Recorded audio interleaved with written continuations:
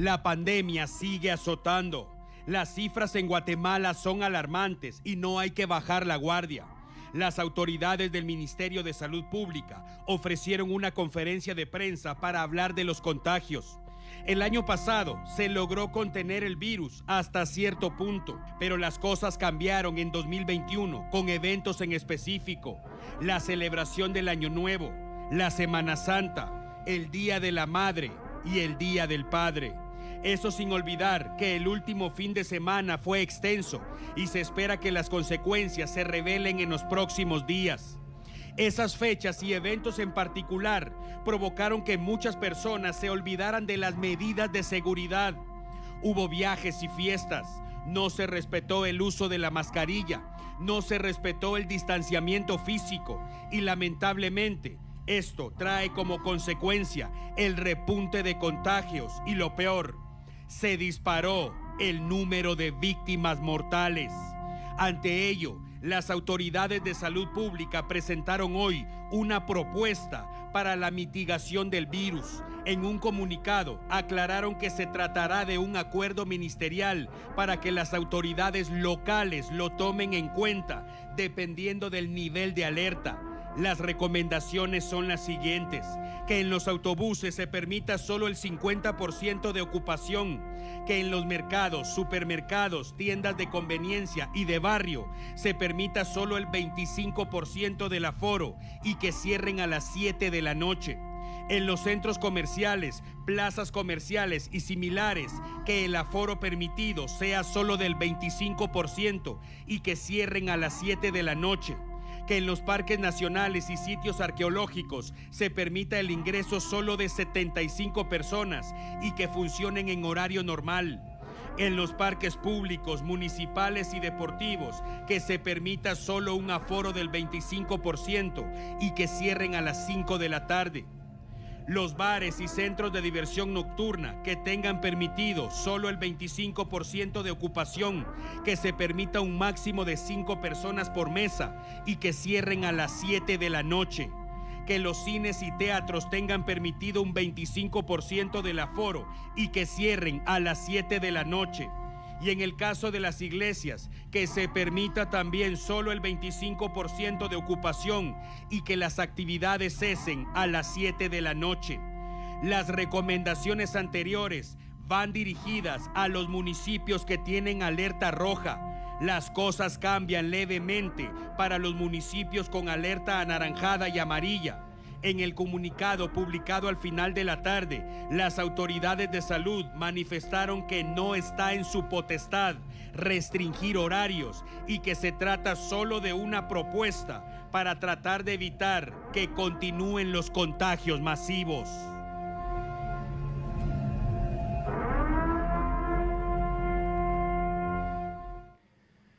Amigo televidente, gracias por estar con nosotros. Corina, buenas noches. Buenas noches, Pablo. Sin duda tenemos que iniciar de esta manera. La situación es alarmante, grave. Ya escuchaba usted las cifras y esa última actualización también por parte del Ministerio de Salud, que recomienda nuevas disposiciones ante la ola de contagios que se vive en suelo guatemalteco.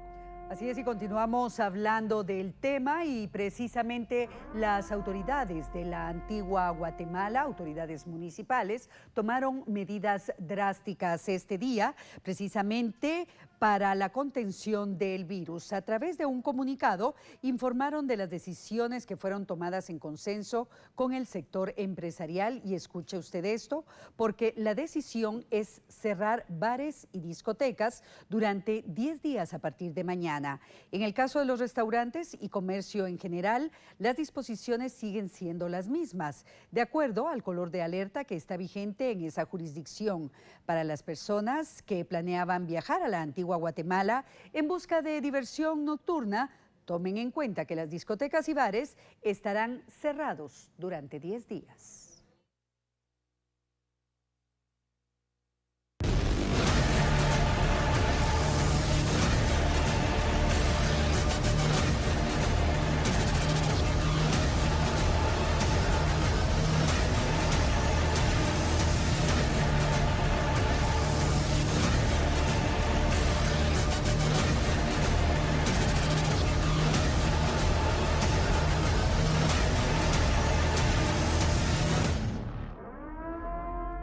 Alarmante la situación del COVID-19 en nuestro país. Le vamos a mostrar a continuación esta última actualización por parte de las autoridades del Ministerio de Salud Pública, que han indicado justamente que este mes de julio inició también en números rojos. Recuerde que prácticamente hemos evidenciado este tipo de cifras desde la semana después de Semana Santa, un alza en los casos, en los nuevos casos y lamentablemente también en las víctimas mortales. Ayer jueves 1 de julio del 2021 se realizaron un total de 9.232 hisopados. Vea usted esta cifra nuevamente, 2.466 nuevos casos se registraron en apenas 24 horas. Lo más lamentable del caso es que hablamos en esta ocasión de 68 víctimas mortales. Según el Ministerio de Salud, en fechas anteriores se dieron estos decesos. En las últimas 24 horas no hubo víctimas mortales. La situación preocupante y alarmante, amigo televidente. Es importante de cara a este nuevo fin de semana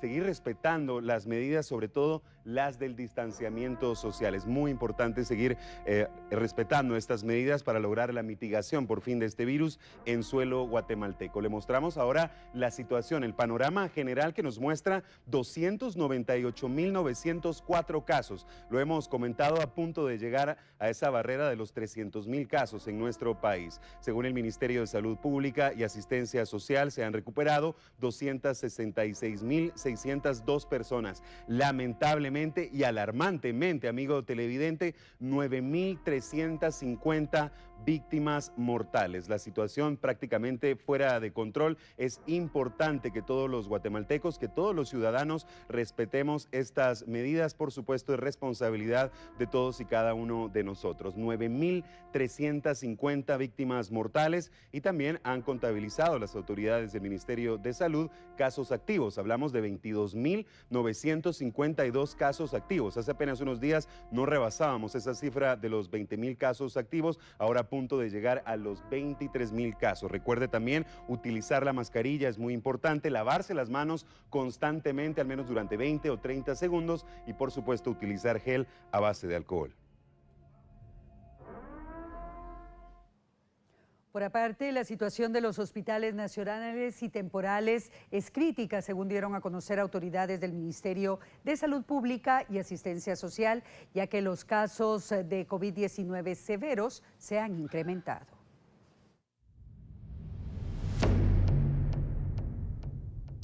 La situación en los hospitales nacionales y temporales es alarmante. Según datos del Ministerio de Salud, el Hospital de Salamá en Baja Verapaz tiene un 300% de ocupación de casos severos. Le sigue el Hospital de Sololá con un 180% y el Hospital Pedro Betancourt en Antigua Guatemala con 160% de ocupación severa. El costo promedio diario de un paciente en intensivo es de 30.000 quetzales. En promedio tardan 10 días en recuperarse. Los datos son alarmantes. De enero a junio de este año, 5.975 pacientes severos han sido atendidos a nivel nacional, mientras que el costo diario de un paciente moderado es de 5.000 quetzales. En promedio tardan 5 días en recuperarse. De enero a junio se han atendido 15.647 pacientes. El porcentaje nacional de ocupación en la red hospitalaria es de 48% en casos moderados y 77% en casos severos. Si no frenamos la pandemia, la situación comenzará a colapsar los hospitales. La cifra de muertos incrementará exponencialmente. Los expertos aseguran que de los pacientes intubados, más del 90% pierden la vida. La pandemia no es un juego. Es importante seguir respetando estas medidas de bioseguridad. En los casos donde no se respetan, por ejemplo, en los autobuses, donde han habido varias denuncias, ya las autoridades están actuando. Le mostramos a continuación la situación.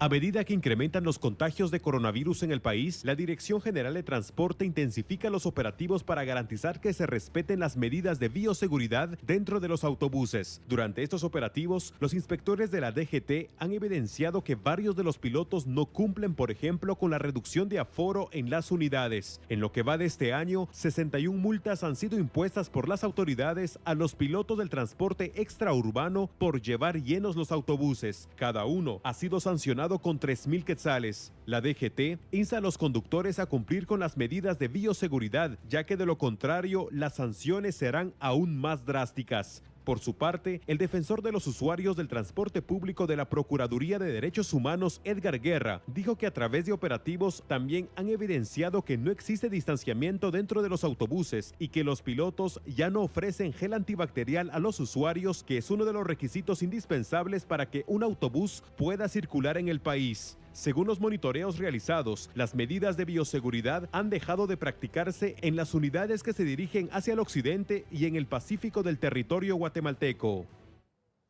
Por aparte, 4 centros de vacunación estarán habilitados durante el fin de semana en el área metropolitana para la atención de los pacientes mayores de 50 años.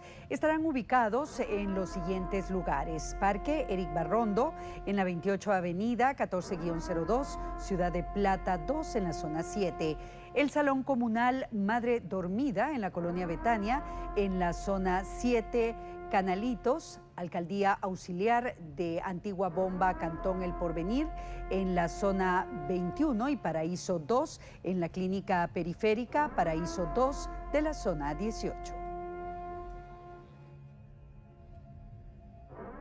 Continuamos actualizando la información en torno al proceso de vacunación. Se espera la próxima semana empiece también a vacunar a los maestros. Según la cartera de salud, más de 100,000 maestros a nivel nacional registrados en el portal web vacuna.gov.gt podrán ser vacunados próximamente. Las autoridades del Mineduc señalaron que la próxima semana comenzarán con la vacunación de los docentes. La nómina de 250,000 maestros ya fue entregada al Ministerio de Salud para que se tengan los datos y puedan registrarse. A la fecha se están evaluando lugares que podrían habilitarse como centros de vacunación destinados exclusivamente para los docentes a nivel nacional. Entre los registros de decesos a causa de COVID-19, se tiene que al menos 385 maestros han muerto a causa del virus. Y en otro tema, autoridades del Hospital Roosevelt dieron a conocer la situación de pacientes renales que ingresan a este centro asistencial, así como los afectados por COVID-19. Actualmente en el Hospital Roosevelt se reporta un incremento de casos de pacientes renales, en este caso pediátricos. Ante ello, autoridades están preocupados por esta alarmante cifra que se reporta semanalmente en dicho hospital. Estamos con la doctora Cindy Méndez, que nos da detalles, doctora, en cuanto a qué puede estar generando ese incremento de casos de pacientes renales pediátricos. Una de las razones que nosotros consideramos de incremento es porque las consultas externas no estuvieron de todo habilitadas. Muchos pacientes, por esto de la pandemia de COVID, dejó de asistir a citas. Usted mencionaba también algo preocupante, doctora, en cuanto a esos pacientes, de que han venido pacientes renales que también tienen síntomas de COVID y vienen con casos bastante agonizantes, preocupantes. Sí, así es. Lo que nos pasó el año pasado es que tuvimos un número bastante importante de pacientes con enfermedad relacionada por el COVID. Sin embargo, estos pacientes venían con síntomas leves. Ahora los pacientes que estamos viendo en las últimas semanas son pacientes renales, pero que vienen con síntomas graves que ameritan cuidado intensivo. Doctora, en este caso, el tema de ser paciente renal, ¿qué síntomas presenta? ¿Se puede prevenir o qué hacer en este caso a la hora de ocurrir algo como esto? La enfermedad renal, lastimosamente, es una de las enfermedades silenciosas. No da síntomas hasta que el paciente llega a un estadio 5. Entonces, lo más prudente es siempre hacer controles anuales. Excelente información de la doctora Cindy Méndez en cuanto al tema de pacientes renales. Como se comenta, se reporta un leve incremento de pacientes que están llegando semanalmente renales, que están siendo víctimas de COVID con severas señales, en este caso de la enfermedad que golpea duramente en su organismo. Mucha atención porque vamos a cambiar de tema y tenemos que hablar de las secuelas del invierno en nuestro país. Vamos a hablar específicamente de la cantidad de personas que han resultado damnificadas ante las fuertes lluvias de las últimas horas. Solo en las últimas 24 horas, 28,000 personas resultaron afectadas por las intensas lluvias, según los registros de la Coordinadora Nacional para la Reducción de Desastres. Fuertes vientos, caída de árboles, inundaciones, derrumbes y deslizamientos de tierra fueron las emergencias reportadas durante ese lapso en los departamentos de Petén, Suchitepeques, Guatemala, Jalapa y Quiché. Producto de estos incidentes, 9 viviendas resultaron con daños y algunas carreteras quedaron en condición vulnerable por la caída de rocas y tierra. David de León, portavoz de la CONRED, informó que existen coordinaciones con autoridades municipales de distintos departamentos para establecer acciones ante cualquier otra eventualidad asociada a las lluvias. Recordó que la saturación de los suelos sigue siendo alta, por lo que el riesgo de que continúen los deslizamientos de tierra o derrumbes también es alto. Además, se monitorea el caudal de los ríos y la cadena volcánica, tomando en cuenta que el invierno se ha establecido en el país y el pronóstico señala que serán meses de bastante lluvia. Y también en época de invierno usualmente se registran 2 temporadas de canícula. Expertos han señalado que la primera podría ingresar al país el próximo 10 de julio, aunque su periodo sería corto. Nos encontramos en temporada de lluvia, pero próximamente se espera una canícula del 10 de julio en adelante. Pero ¿sabe usted qué es la canícula y en qué afecta la condición climática? Estamos con Emilio Varías para que nos dé detalles en cuanto a esta canícula. ¿Para cuándo se prevé específicamente, Emilio, y qué variantes trae la misma también? Bueno, como tú bien lo decías, a partir del 10 de julio esperamos que entre la primera canícula del año, que son 2 básicamente. Esta podría presentarse del 10 al 20 de julio y esto pues va a estar interrumpida por las lluvias. Estamos pronosticando que podría durar de 5 a 7 días máximo la canícula. Esto es falta de lluvia o falta de presencia de lluvia en estos días, sería como una sequía. Generalmente, ¿cuántas canículas se presentan en el año? Generalmente son 2 canículas las que tenemos. La primera es en julio, la segunda siempre es a mediados de agosto. Emilio, tengo entendido ya por último de que se espera la llegada a la segunda fase del invierno, lo cual podría ser incremento de lluvia también, ¿verdad? Sí, tenemos que tener en cuenta que en el país hay 2 fases, que es la primera de mayo a julio y la segunda es de agosto a octubre. Importante información en este caso por parte de autoridades del INSUME en cuanto al tema de la canícula. Inicialmente se tiene pronosticado que para el próximo 10 de julio estaría iniciando esta canícula, sin embargo sería interrumpida por el exceso de lluvia. Generalmente una canícula viene a representar sequías y muchas veces, o muchos inviernos pasados, ha sido durante varios días esta sequía, lo cual muchas veces afecta a los cultivos, pero en esta ocasión las lluvias no permitirán de que esta canícula entre lleno al territorio nacional. Adelantado, le presentamos ahora un servicio T13 y es que una mujer guatemalteca necesita de nuestra ayuda para poder costear los gastos médicos y tratamientos también de una rara enfermedad que la aqueja.